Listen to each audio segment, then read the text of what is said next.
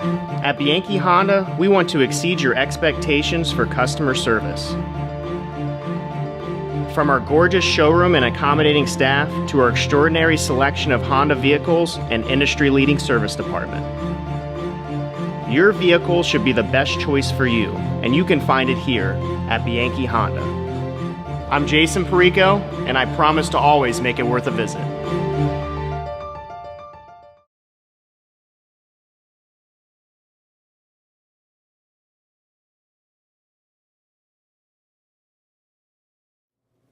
Time now for the Gannon Golden Knights Coaches Show. He is head coach Brad Rzyczycki. Coach, thanks. Thanks for having me, Alex. Appreciate it. You bet. Coming off a victory, it was senior night, Millersville, 31-14. It looked like the guys were having fun. Yeah, you know, we talked about it early in the week, how we wanted to finish the season. We wanted to start a win streak going into the offseason. It was important to leave those seniors out with a victory. But, yeah, the practice was wrapped around, you know, everybody dressed, even the kids we redshirted. So we dressed everyone. We went back out and had fun with it, and the sideline was electric during the course of the game, and we actually got a pretty good crowd there for this late in the season on Saturday. But yeah, the kids had fun, and it's obviously always fun when you win, and it ended up pretty good for us on Saturday. Was there extra intensity, if you will, leading up, given that it was the last game and a win was so important in practice, or was it kind of? Yeah, I emphasized the Sunday that when we met that winning, you know, we wanted to go out and win, and it was important to get that one. And let's forget about the process at that point in time and strictly concentrate on winning a football game, because I wanted to send the offseason in with a victory. I mean, it's important for the young kids we have on our team to taste that part of it going into our offseason workouts, getting our bodies healthy and everything. But yeah, wrapping around the fun part of it, we had a lot of alumni kids come back for the game, and you know, it was a great atmosphere on Saturday. He's not a senior, but Zach Phillips, certainly a topic of discussion here after this game. He pretty much could do whatever he wanted, it seemed, on Saturday. That's a good day for a quarterback. Yeah, I thought Zach did a great job of taking control of the game. He changed some plays during the course of the game, threw the one touchdown to Nico Law, where he got something he liked, and he changed the play, and it worked out really good for us. But yeah, he ran the ball well, something that he's done all year, and his body's beat up pretty good at this point in time, so he needs the rest probably more than anybody at this point in time. But you learn a lot when you pull the trigger for the first time in an entire season, and he's going to learn a ton from this football season, and we have to make sure we get into the offseason, make sure we correct all the things that he needs to get better at, because everybody needs to get better going from year one to year two. But college quarterbacks now, there's a lot on their plate, and he persevered through some injuries, concussions and everything else that happened, and came out the other end and played well our last football game, which we were proud of him for. His leadership skills, did they come along throughout the season, or did you not ask that of him?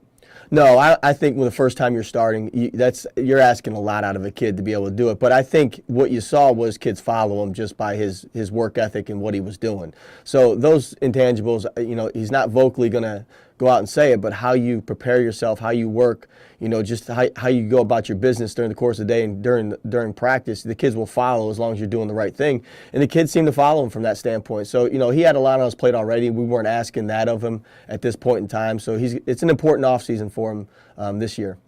All right, so you came out of the gates great. That's something that I think you established a habit of as a team in the latter half of the season, because we focused on it probably too much.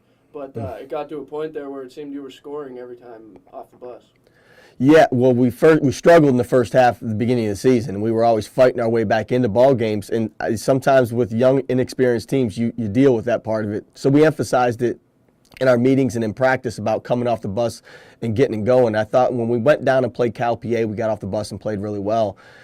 Besides the IUP game, we did it every other game after that too. So, it's just part of the maturation process with these kids. And, they're going to learn a lot from this year. And a lot of young kids got a lot of playing experience. And, we've got an important offseason ahead of us right now, because we don't graduate a ton. We got this entire team coming back for the most part. Ending the season with a win, learning those little things about coming off the bus and competing on every game that we play and playing for 60 minutes is extremely important. You did jump out to the 21-0 lead, but then it was defense. And, I mean, it seemed that your defense was good enough to control that game. So 31-14, that can actually seem tight, I'm sure, as a coach. That's kind of a tight score. But with the way your defense was playing, you probably felt a little bit more comfortable. Yeah, defense played really good on Saturday because they did some things that if you don't prepare for them or figure it out during the course of the game offensively can give you a lot of problems. And they've thrown the ball consistently on everybody. But they had a good scheme against us in a run fit versus our 3-3 stuff that was working out that we had to make some adjustments with. But I thought once we did that and we stopped the run, our guys could get after the quarterback. We had 5 sacks on Saturday. There's some kids that got to the quarterback for the first time, like Noah, Harris Lyles, and some other kids. And Matt Golick got there early. We're trying to get him 2 sacks. They called that one play incomplete that we still think was a sack fumble. But yeah, the guys were able to pin their ears back and get after the quarterback, and it always helps to keep those guys in limited time of coverage in the secondary. So yeah, the defense played really well on Saturday. And special teams, you had 2 blocks.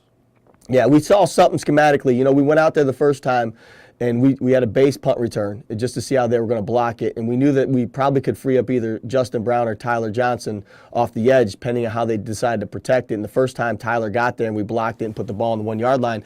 The second time Justin Brown almost got there. So, yeah, we saw something schematically we thought we could attack versus them. They took a little bit more time punting the ball, too. So it's something we wanted to emphasize. And anytime you get a special teams turnover and or score, that's a huge momentum deal for us and something we focused on during the course of the week.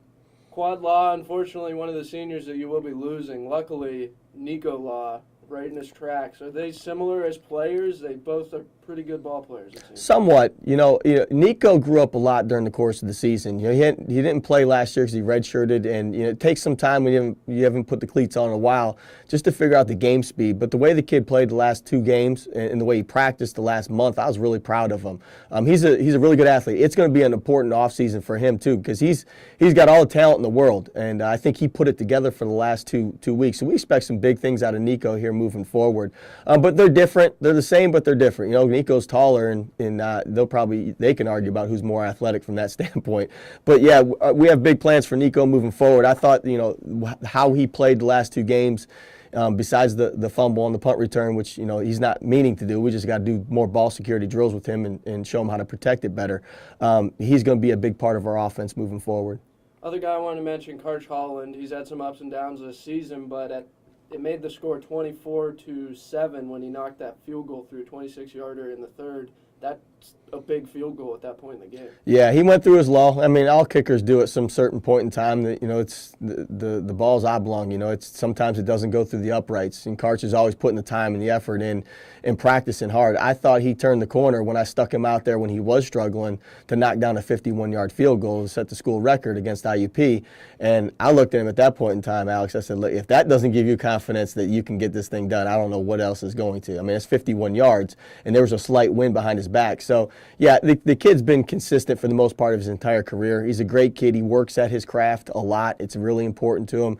I thought he did a great job all year of just his placements on kickoff. He had a lot of touchbacks, and it's important that we make teams drive the length of the field. So kicking in the end zone, they got to start on 25 is important on our kickoff.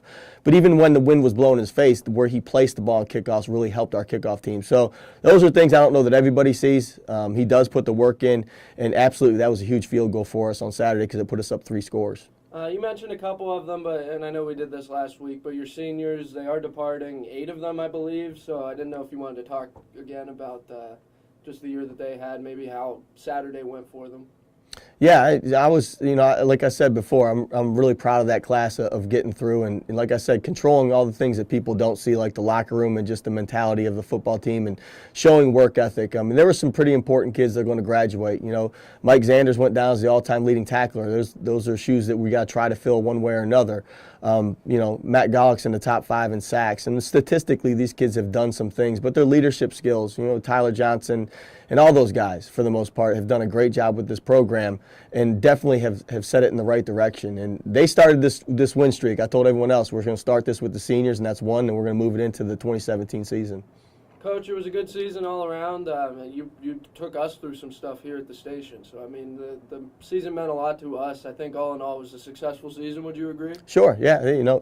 We were caught up in the process. They're good kids, man, and they're trying their tail off out there. And, yeah, we learned a lot during the course of the season, and definitely enough to push us through next year. What I know it doesn't get any less busy for you. What exotic locations will you be visiting, recruiting, or can't you tell us? Well, no, we're figuring all that stuff out right now. From some of these kids have got some other things going on. So yeah, I'm setting my schedule with Coach Wolf. This last week exactly where I'm putting my feet to go talk to these kids.